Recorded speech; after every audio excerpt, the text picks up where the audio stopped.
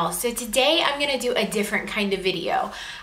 Most of my videos are about keto or about my weight loss or about diet or any of those things, but that is not my whole life.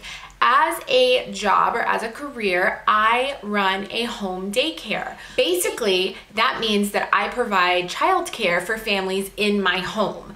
I don't work at a center, I don't own a center, I just provide it within my home.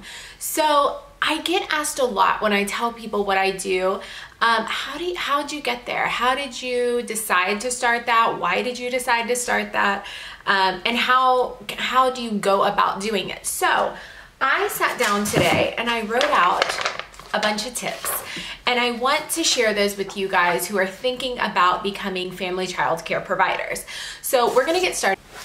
So if you see me looking down a lot, it's because I have my list here, and I just want to, I basically listed everything so that I could make sure this was a detailed video and I give you as much information as possible. Starting a home daycare can be really overwhelming and it takes a lot of work. It's not just as simple as babysitting. It definitely takes a lot of work. So I have my list, I have my keto-friendly coffee, and we're gonna get started. Typically people want to know why, like why start a home daycare? I feel like there's a lot of benefits, but there's a lot of disadvantages as well. So some of the benefits that I have found is that, number one, I'm home with my kids. I'm home with my kids all day. When my kids go back to school, I just started this summer. So when my older kids go back to school, I'm gonna be here when they get home. I'm here with my younger two. I have a 1-year-old and a 2-year-old. So they previously were in daycare and now they don't have to be because they're home with me, which is really nice. Another advantage that I have found is that I'm able to be creative. So while I love the center that I used to work for, I thought they were wonderful, you kind of, at the end of the day, you're really working for someone else and you have to go along with their vision and what they want for their business. But when you own your own business, you don't have to do that. You come up with the things that you want and you make the space look as you want, and you can do whatever you want to an extent. Another advantage that I have found is that you can control your schedule. You get to set your times. You get to decide if you take vacation or not. You get to, if you have to have a sick day, it's not that you don't have anybody to answer to, because you really are answering to the parents, but your schedule is up to you. At the end of the day, it's up to you. I have also noticed that the other thing that is a benefit is that we save money to an extent.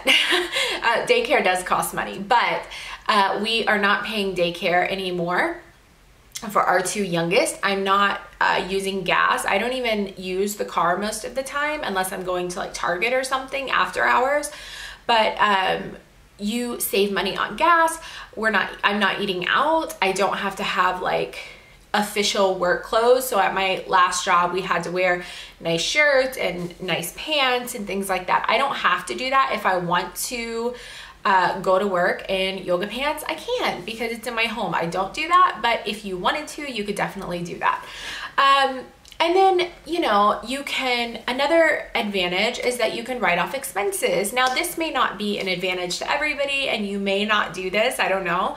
But depending on how much of your home you are using for your program, you can write off things like your mortgage or your utilities or your, any sort of expenses like that. Home repairs, things like that, you would be able to partially write off at the end of the year, which is great. So the other advantage for me is that I am home. So if something were to happen in the house, I'm home. If one of my kids needed to be picked up from school, I am home. If I have, if there's something that needs to be done, if I need to get extra laundry done, or if I need to, do something, I'm home during nap time. And I do those things during nap time. There are some cons to owning a home daycare, at least for me. Everything's not, sunshine and rainbows. It can be difficult. So some of the cons that I have found is that I feel like I clean all the time. And that comes with having kids, because even when I don't have daycare, I still feel like I'm cleaning all the time because we have a lot of kids and we have a lot of people that live in this house.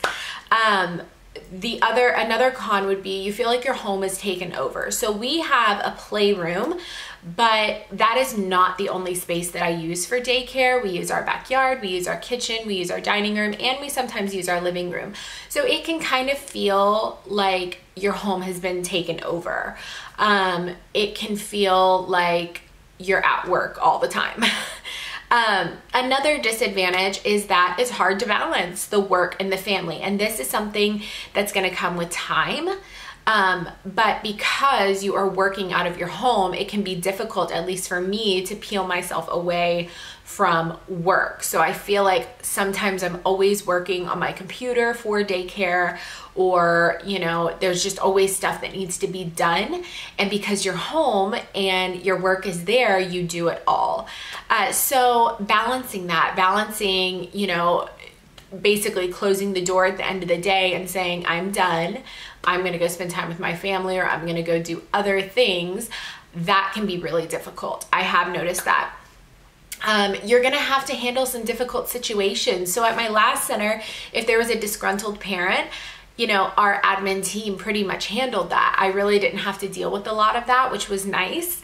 But when you're a home daycare provider, you are it. You are the only person the parents are coming to. You are the front line. You are the boss. So you're going to have to deal with those situations, which can be really, really difficult at times, depending on the parent that you're dealing with. And you're going to have to make some hard decisions.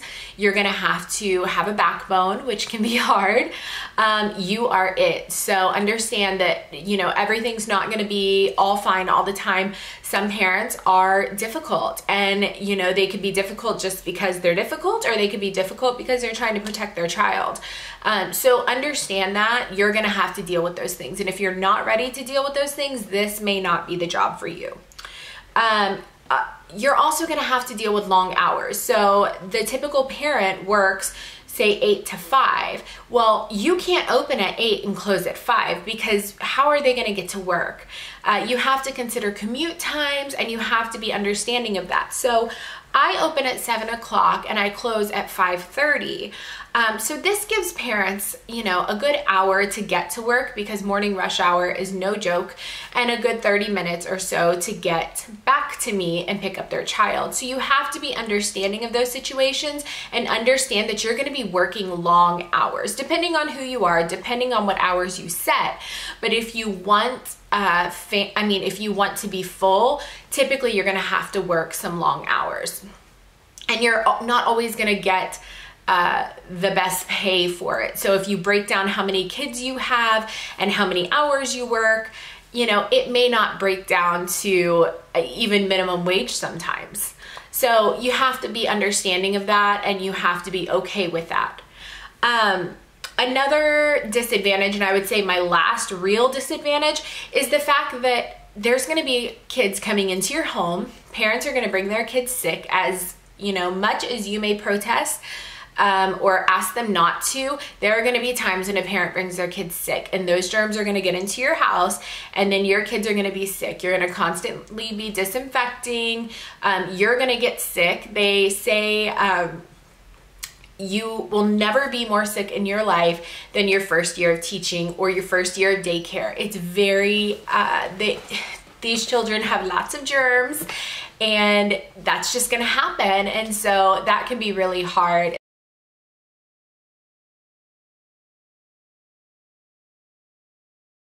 All right, guys, so I'm gonna give you 10 steps on how to start your daycare.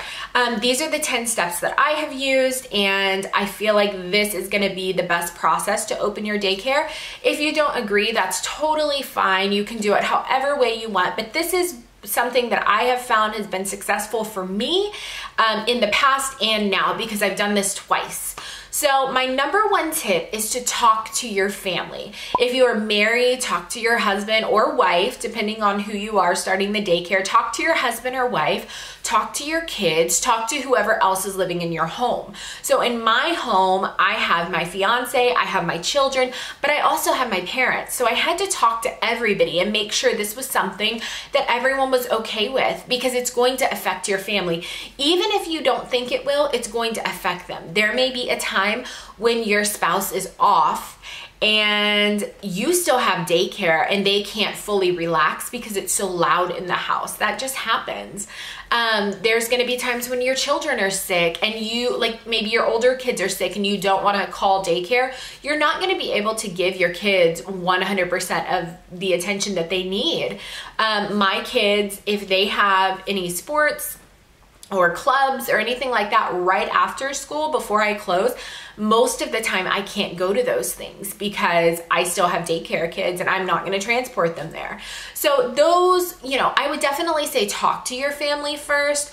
Don't just jump into it and not even bother with their opinion, because it's gonna affect them, and you want to be respectful of their time and you want to be respectful of their space. My next tip, number 2, would be to determine the need in your community. So you want to look around your community. You want to see, do you guys have a public preschool available? Do you have free preschool available? Do you have an abundance of childcare centers? Do you have an abundance of in-home daycares?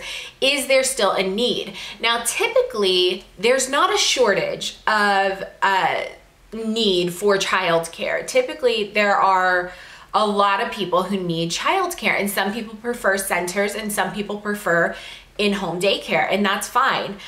So you want to see what's the need. Do you guys have maybe a factory in your town where people have to work overnight, and overnight care is a huge need for people? Do you guys have maybe centers and home daycares that only take children 2 to 5, and there's a need for infant care? So you want to determine the need in your community. And you want, if there's an overabundance of care and there's not as much of a need, you have to start thinking about a niche. You have to start thinking about a way to make your program unique. Or you're gonna have to adjust your expectations as far as income goes. You may not fill up, and you may not have as many families as you want because there's not a need in your community. So think about those things. My next tip would be to check your licensing requirements.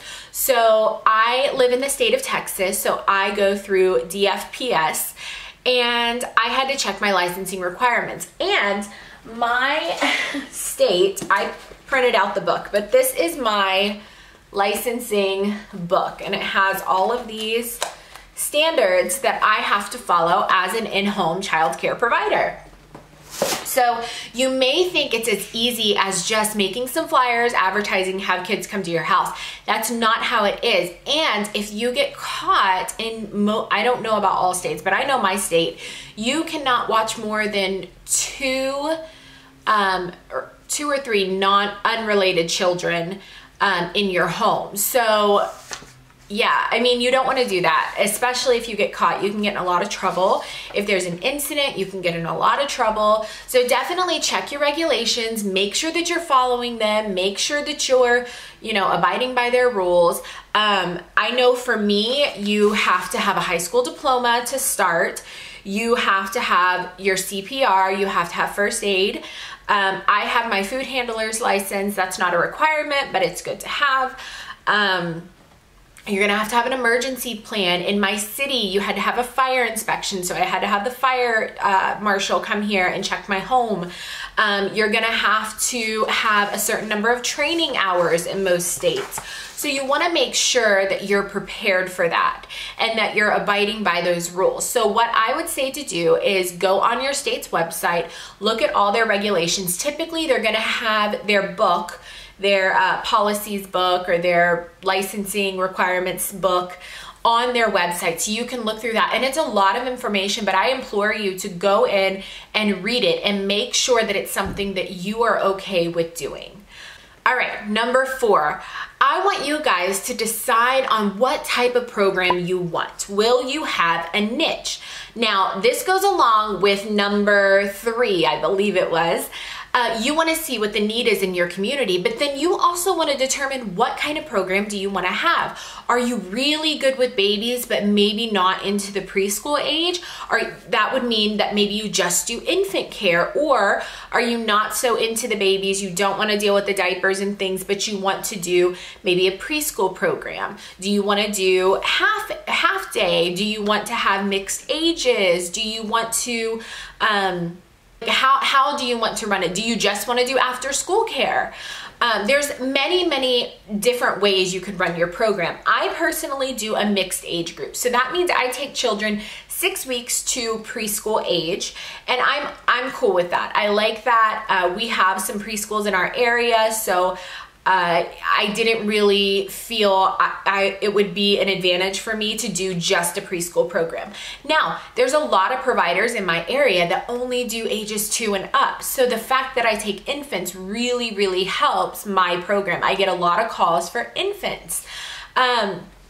Now, one of the advantages of doing just a single age group, like if I know a lady that just did 0 to 12 months, and then after 12 months, those kids moved on to somewhere else. It had to be a different provider, or they had to go to a preschool, or, a center or whatever.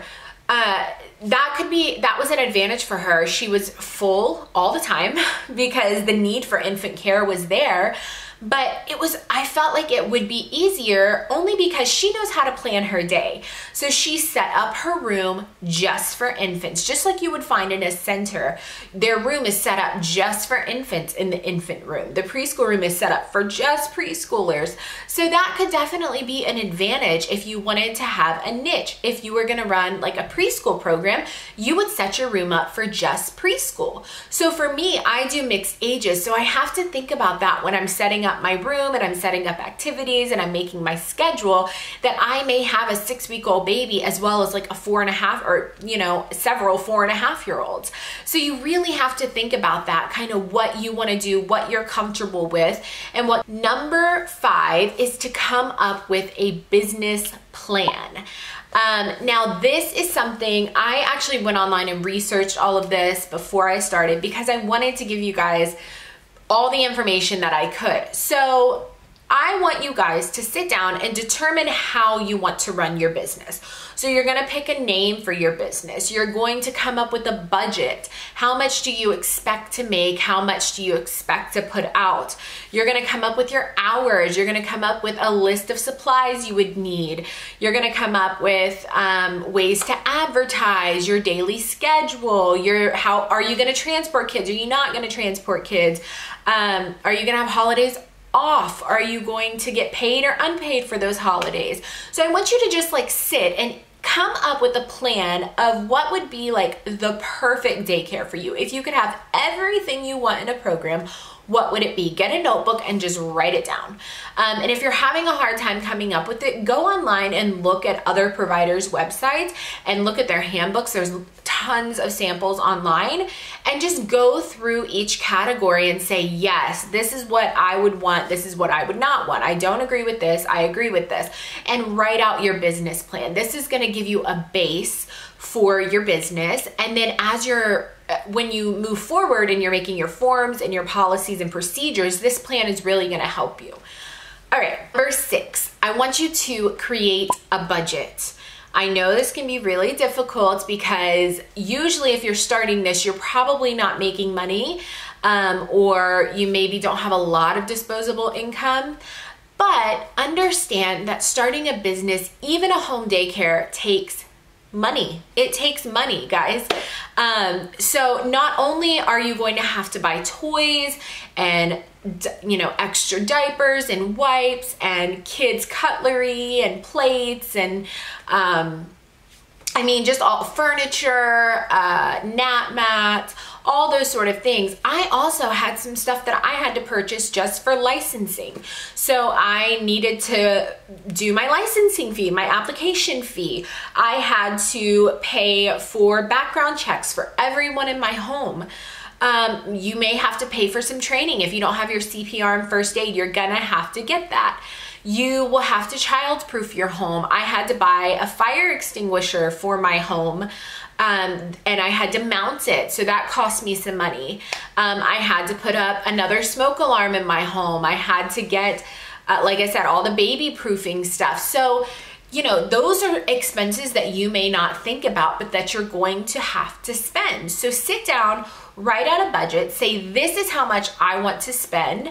You know, look at all your licensing requirements, see how much you're gonna have to spend for your licensing fee, all your application fees, all that sort of stuff.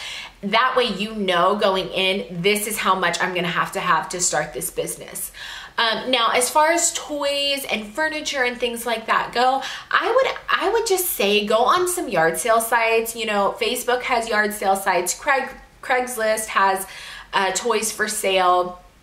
Look around, go to resale shops. Don't just go to Target and buy all new toys. I mean, I would not do that. I would say go to a resale shop or go to like a discount store like Ross or TJ Maxx or Marshalls or something like that, rather than just going and paying full price for stuff. So definitely look at those sort of things before you dive head first. You want to make sure that you are financially able to start this business and that you get it off on the right foot. All right, number 7 is to do your paperwork and to get organized. So one of the mistakes that I made whenever I started was I did all my paperwork without thinking about licensing. So I did all my paperwork, all my, transportation slips and my supplies list, my emergency plan, all that stuff. And then I had to redo some of it because I didn't check licensing. So that's part of getting organized. Make sure that you go through your licensing book, you write down the things that you have to have before you start making your policies and procedures, your field trip permission slips, your water play permission slips, your supplies list, your emergency plan, your contract. You want to make sure that you're abiding within the licensing policies and you're staying organized, because when licensing comes for the inspection, if you get licensed, I don't know if it's required by your state, but if you get licensed, they're going to come and they're going to ask for this stuff, and you want to make sure you stay organized. Now, the other part of that is to come up with your paperwork. This can be difficult, but let me tell you guys, there are some great resources online for daycare forms. So I'm going to link those resources down below so you guys can go online and see these forms and make your own. You can either completely take the ones off of the website that I'm going to link. It's called Daycare Lady. There are just tons of forms on that website. But I'll link it and you guys can take forms directly off that website, or you can take it and modify, or you can just completely make your own. I will leave a list down below of what my enrollment packet is, what I include in my enrollment packet. That way you guys kind of have an idea of maybe what you would need. And what I do is I put all of my enrollment paperwork in a folder and I give it to the parents whenever I do an interview.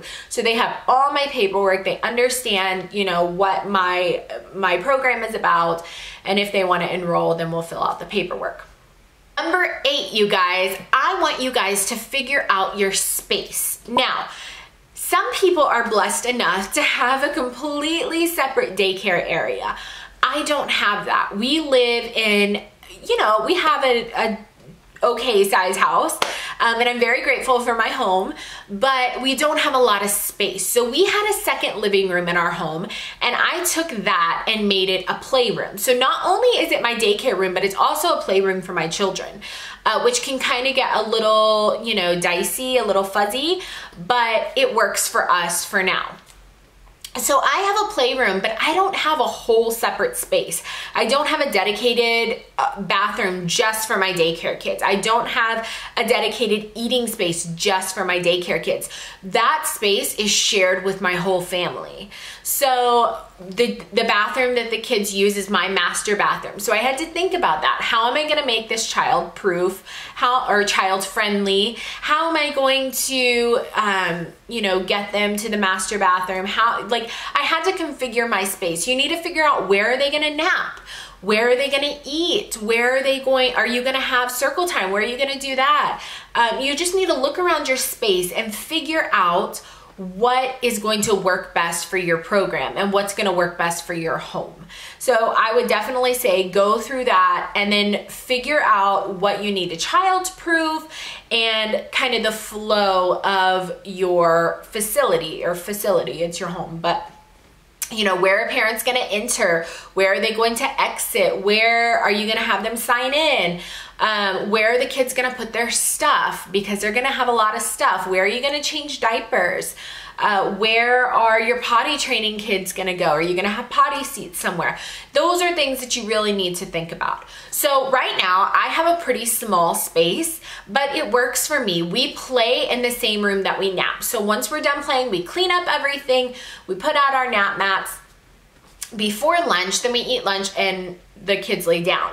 That works really well so far.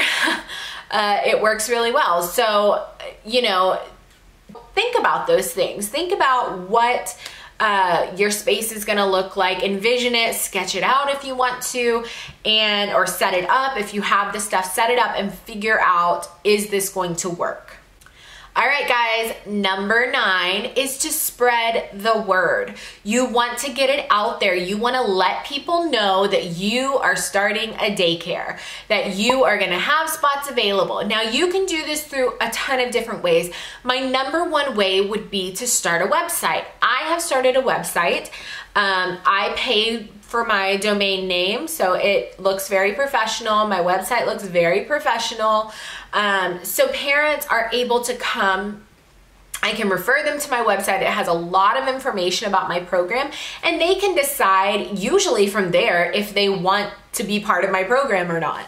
I put enough information, not all of it, but I put enough information to where parents can look and see whether my program would fit them or maybe not fit them. And then, you know, you can do business cards. I order business cards from Vistaprint. You can do flyers. You know, most towns have community boards, or, you know, I know restaurants and stuff will let you leave flyers and business cards and things like that. So call around, figure out where you can leave your stuff, and advertise that way.